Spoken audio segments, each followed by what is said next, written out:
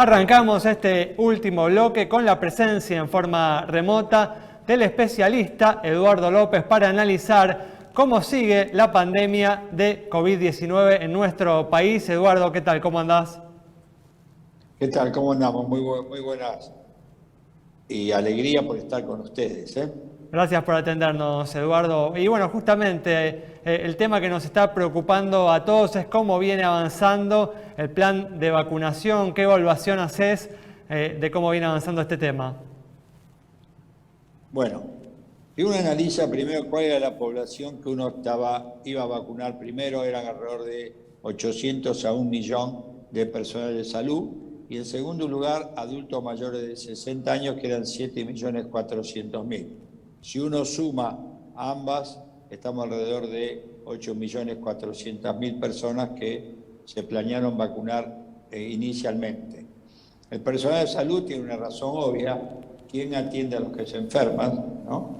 Los mayores de 60 años, porque el 84% de la mortalidad de Argentina está mayores de 60 años, y la media de edad de muerte está alrededor de los 72 años. Con lo cual, claramente estamos frente a una realidad que tenemos que vacunar a los adultos mayores.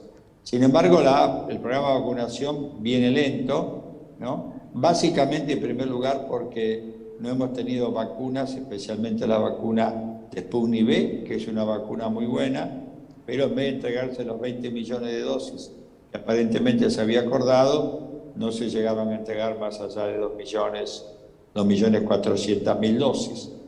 Por otro lado, tenemos la vacuna de AstraZeneca que se va a fabricar desde el eje Argentina-México, que está atrasado. En vez de salir fin de marzo, va a salir en abril, y esto está vinculado básicamente a una dificultad técnica, que es no había suficiente envase para poder envasar este número de vacunas, de dosis, y hemos recurrido a la vacuna Sinopharm, que es una vacuna china de 1 millón de dosis, pero si sumamos en total toda la vacuna que hemos recibido, más 598.000 de la India, que es una vacuna también de AstraZeneca licenciada, no hemos vacunado la población blanco. Aproximadamente el 12% de la población de mayores de 60 años está vacunado y el resto no.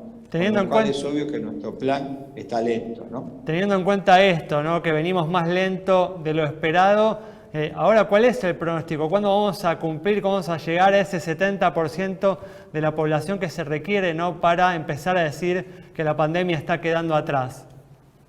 Bueno, Alejandro, vos planteás un tema mucho más grande, que es cuándo se logra la inmunidad de rebaño en nuestro país. Y en general creo que como estamos vacunando, y aunque vacunemos en forma intensa, yo creo que este año no vamos a lograr la inmunidad de rebaño. Ojalá me equivoque.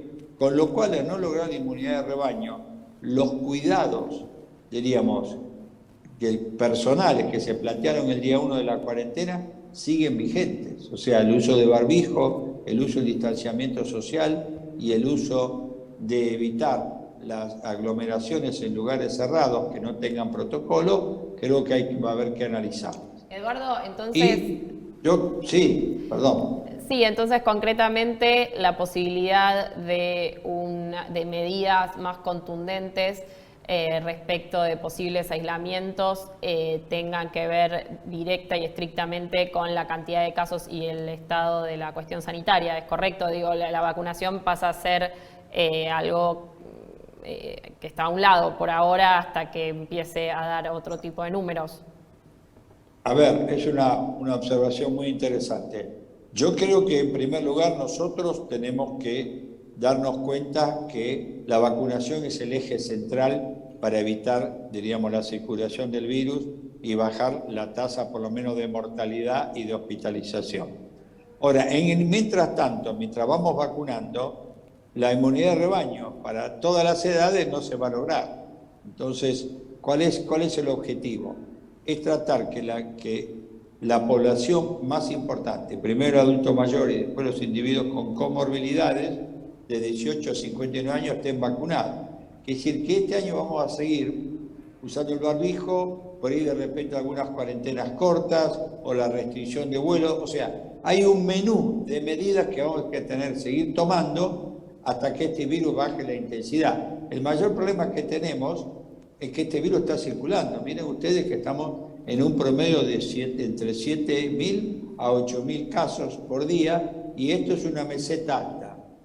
Por lo cual, esto es lo que hay que entender, de que tenemos que seguir cuidándonos, ¿no? ¿Y cómo evalúas la situación del sistema sanitario en perspectiva de tomar medidas más extremas? Es una muy buena pregunta. Yo creo que el sistema sanitario de hoy está bien, está mucho mejor que cuando empezamos casi hace un año, porque dentro de pocos días van a hacer el 18 de marzo famoso, del 2020. Estamos mucho mejor, se ha expandido, se ha creado nuevas áreas, las terapias intensivas han sido equipadas en todo lo posible y creo que estamos en ese aspecto mejor. Ahora, es muy probable que tengamos un aumento significativo de casos durante el invierno, y eso es lo que hay que tratar de minimizar el riesgo, especialmente para evitar la hospitalización. Y la hospitalización, la gran mayoría es el adulto mayor de 60 años. Por eso que el esfuerzo de vacunación tiene que ser vacunar lo más rápidamente posible al adulto mayor de 60 años, ¿no? Eduardo, hay una decisión política al día de hoy de no tomar medidas tan rigurosas como las del año pasado para no generar un nuevo colapso de la economía. ¿Crees que cuando empiecen a aumentar los contagios, que cuando venga esta segunda ola, el sistema sanitario va a estar en condiciones de responder sin justamente tomar medidas tan rigurosas? Yo creo que sí. Obviamente va a depender de la magnitud del brote o del rebrote o de la ola, como le quieran llamar, ¿no? Yo creo que es rebrote, porque la Argentina nunca tuvo 200 casos por día, o no tuvo casos como ocurrió en Europa, en algunos países, sino que se sostuvo siempre con casos. Yo creo que sí, pero va a depender nuevamente de la magnitud del brote y de cuánto tengamos vacunado al mayor de 60 años. En ese aspecto, quiero comentarles que una de las alternativas que se está estudiando, como se está estudiando en el mundo, es que algunas vacunas que tienen eficacia con una primera dosis, ¿no?, se puede utilizar ampliando la base de vacunación, diríamos, utilizando toda la primera y segunda dosis como primera dosis. El mejor modelo es la vacuna de AstraZeneca, ¿no?, que dado una dosis después de la semana 10 tiene una eficacia de un 76 a un 80% según los trabajos y según cómo se haya estudiado. Entonces, si nosotros recibimos 1 millón de dosis de AstraZeneca, no la usaríamos ni para la primera y para la segunda dosis, sino sería todo primera dosis para aumentar la mayor cobertura y vacunar a mayor cantidad de adultos mayores. Eso se puede hacer con la de AstraZeneca, y con la de Pfizer y con la de Moderna. Con la vacuna de Sputnik V se puede hacer, pero hasta 60 días, porque la segunda dosis de AstraZeneca en realidad es un segundo componente, y ahí está la fortaleza de esta vacuna Sputnik V. El primer componente es un adenovirus 26 y el segundo es un adenovirus 5, con lo cual aumenta su eficacia, ¿no? Y no hay datos con la vacuna inactivada de origen chino. Hay a su vez 2 laboratorios que utilizan el esquema de una sola dosis, que es la vacuna de CanSino y que es la vacuna de Janssen o de Johnson & Johnson. Por lo tanto, creemos que es una alternativa de usar una dosis con la de AstraZeneca y quizás negociaciones para lograr las otras 2 vacunas de una sola dosis, ¿no? Muy bien, Eduardo, muy claro, ¿eh? Muchas gracias por habernos atendido. Cerramos entonces el programa de hoy con información muy importante sobre lo que puede suceder con esta tremenda pandemia de COVID-19 en nuestro país. Nos reencontramos el próximo miércoles a las 20:30 aquí en Metro.